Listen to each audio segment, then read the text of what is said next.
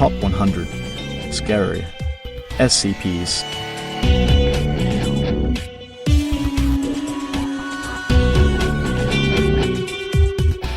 Good morning. SCP item number 400. Object class Keter.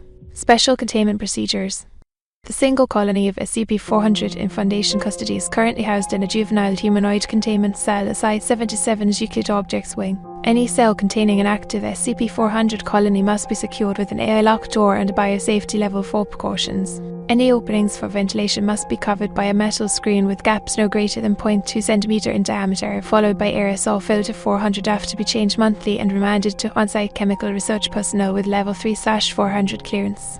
Access for experimentation purposes requires approval from both the Ethics Committee and the item's acting HNCL supervisor, currently Dr. Marshall Grant. SCP-400 handlers are required to wear level 4 positive pressure biohazard suits and must be decontaminated prior to egress. In emergency situations, prevention of olfactory contact with SCP-400 is sufficient to prevent accidental exposure in most cases. Agents operating in the continental United States are to report any statistically significant drop in daycare, preschool and primary school enrollment in their assigned region. Elements of MTF Beta-7 Maz Hatters are to remain on call for identification, research and termination of active SCP-400 infestations. Locations found to be infested are to be quarantined using Cover Story 139b bubonic plague. Media inquiries are to be categorically denied, and all agents of the press demonstrating interest in the quarantine are to be detained and administered a Class B amnestic prior to release. Foundation personnel affected by SCP-400 are subject to quarantine of up to 3 weeks. If by this time anomalous effects have subsided, personnel are subject to psychological evaluation prior to return to duty. If anomalous effects are still present after the administration of a class amnestic, remaining personnel may be reassigned to non-anomalous research, administrative and medical positions. Civilians exposed are to be administered a class amnestic prior to release. Please refer to document 400-1R for reintegration instructions by geographic region. Damage control for infestations affecting population centres of 500 persons or more may employ a domestic agent and U02 locally if necessary. At least one active SCP-400 colony must be collected from all subsequent infestations and remanded to genetic research personnel with level 3/400 clearance. Description: SCP-400 is the collective designation for an anomalous species of arthropod similar to Armadillidium vulgar or the common pillbug. SCP-400 individuals are morphologically similar to A, vulgar in appearance, but can be distinguished visually by bright red striping patterns on their dorsal carapace. Visual identification is only possible by individuals not under the influence of SCP-400's anomalous effects. SCP-400 is a parasitic organism which feeds on human mammary secretions. Access to this food source is gained by habitation and manipulation of deceased human infants. Affected persons are subject to a Type 3 orbital hazard via pheromone vector, which repurposes the natural child-rearing instincts present in all humans for its own feeding and protection. Those subject to this effect are unable to perceive SCP-400 or the damage it causes to infants. Exposure to D-class assets has determined that the effect does not apply to video or audio surveillance, and that level 4 biohazard precautions are sufficient in preventing the effect onset. Personnel briefed on SCP-400's effects show no special immunity to the false perceptions created by the anomaly. As of July 7, 2005, the Ethics Committee has determined that future human experimentation with SCP-400 will only be allowed in unique and dire circumstances. As such, all information regarding SCP-400's relationship with humans and life cycle have been compiled from extensive surveillance and interviews conducted at the site of SCP-400's discovery. Conclusions are based on an observational period from August 2003 through July 2005. Infestation begins when 25 to 50 instances of SCP-400 select an infant and access its crib. Observation has failed to detect any instance of SCP-400 prior to appearance within the target crib. Clearance and D-class personnel present will be unable to perceive SCP-400. If any person passes within 0.5 meter of the infant, SCP-400 instances will collectively release a fine spray which causes immediate disorientation and rapid loss of consciousness. SCP-400 will then begin to burrow into the flesh of the sleeping infant. Favourite points of entry include the mouth, eyes, anus, navel and armpits. The infant will not react to the presence of SCP-400 in any fashion, suggesting the use of local anaesthetics. Cardiopulmonary activity in the infant will cease within the first 40 minutes of this procedure, and within 3 to 5 hours movement will resume, followed by strained vocalizations.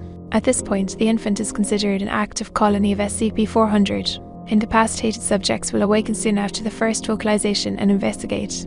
Parents or other adults present within earshot will also show interest as per normal for distressed infant vocalization. If the original mother of the colony is present at this time, she will immediately begin breastfeeding regardless of previous feeding schedule or practices. Over roughly the next 10 weeks, parents and other adults begin to show increased affection and protectiveness toward the colony. During this stage, direct observation by present adults and children will be unable to detect any abnormalities in the colony's physiology despite numerous dermal perforations and jerky, the natural movement. The colony is capable of basic vocalization and is able to emulate feeding, defecation, and play behaviours of normal infants with increasing proficiency. Decomposition is still visible via surveillance during this time, culminating in desiccation of the colony's remaining soft tissues.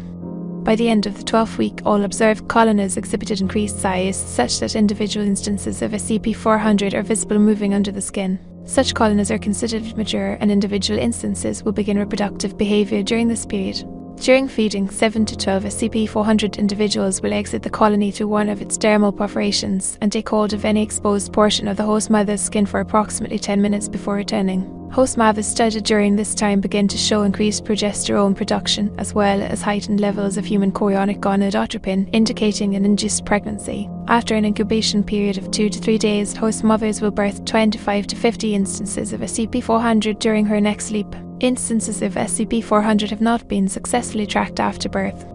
Maximum interval of dormancy before SCP-400 must initiate another infestation is unknown. After breeding behaviour begins, the cycle will repeat once weekly for the duration of the infestation. No natural limit to SCP-400 infestation timeline has been observed.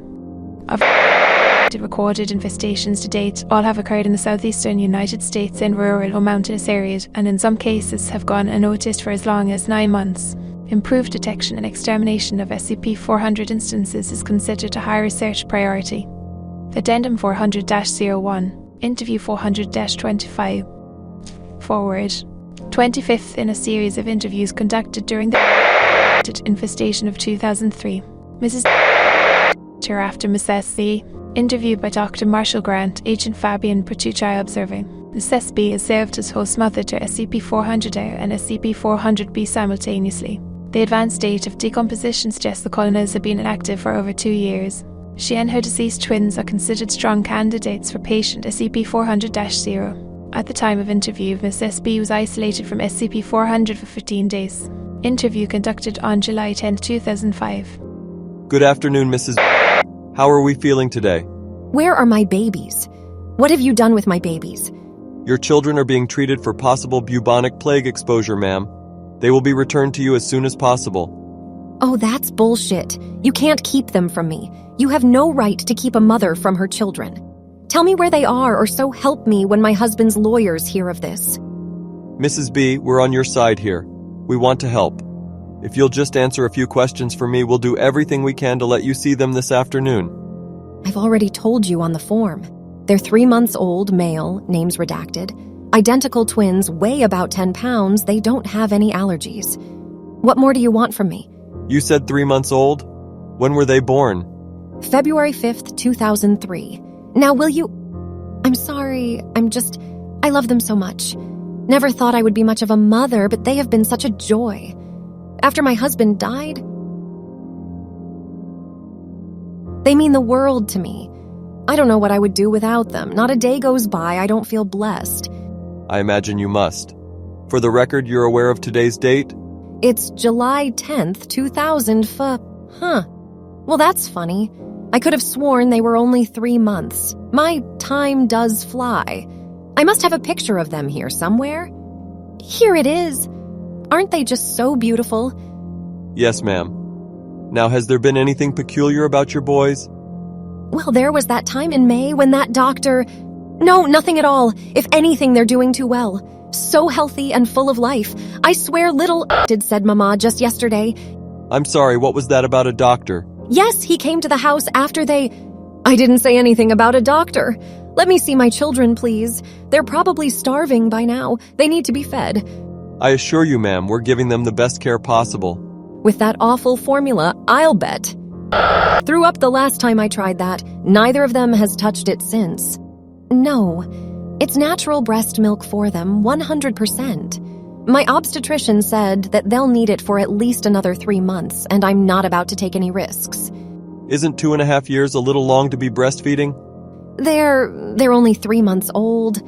But just now you had said, I know what I said. It's your fault. Got my head all turned around. I'm sorry if I've confused you, ma'am. It's just... Who the hell are you people, anyway? Let me see my babies. At this point in the interview, Miss SB refused to answer any further questions and exhibited increased emotional distress and separation anxiety. Post-interview medical examination revealed extensive ovarian/uterine trauma in excess of all other host mothers examined. Miss SB was administered a class A anesthetic when observations were concluded and is currently under Foundation surveillance as a person of interest. Addendum 400-02. As of July 14, 2007, SCP-400 and SCP-400-B have been active in Foundation custody for 5 years, indicating that colonists may be able to survive indefinitely if continually provided with food. Level 4 biohazard precautions have successfully prevented not only reproduction of SCP-400 but also the spread of all cognitohazardous effects within Site-77. Limited access for experimentation may be granted with approval from the Ethics Committee and SCP-400's HMCL Supervisor currently Dr. Grant. Please allow up to 30 days for review prior to beginning any new line of experimentation. Addendum 400-03. On October 5, 2010, SCP-400 ceased activity while in containment after ingesting an experimental nutritional supplement allowing medical examiners to dissect the colony. Despite desiccation and decomposition, muscle tissues remain responsive to electric stimulus. Highest concentrations of SCP-400 can be found in the stomach, mouth, brain case, and spinal column. Of particular note is the presence of individual specimens periodically along major motor nerve in the extremities, indicating an unprecedented level of communal intellect utilizing the infant's extant neural architecture. The examination of the pheromones produced by individual SCP-400 instances has revealed several hallucinogenic, mestic, and soporific compounds which are capable of reproducing SCP-400's cognitohazardous effects. Analysis of several compounds has revealed similarities to Class B and C mestics currently in use by the Foundation, indicating a possible security breach minimal. This reminds me of a type of parasitic barnacle. It attaches to a mature crab onto the tail flap. As it grows, the female crab is treated as its own clutch of eggs protecting it and whatnot. If they attach to a male crab, hey, the male crab starts thinking it's a female crab and does the same thing, protecting the parasite. The larva then passes directly to other crabs through contact or having been released into the water column. Oh, disgusting. Kill it with fire, then send the ashes to the bottom of the sea. Comment barnacle if you made it this far. Thanks for listening. Make sure to like, comment and subscribe, and stay tuned for the next one. Bye.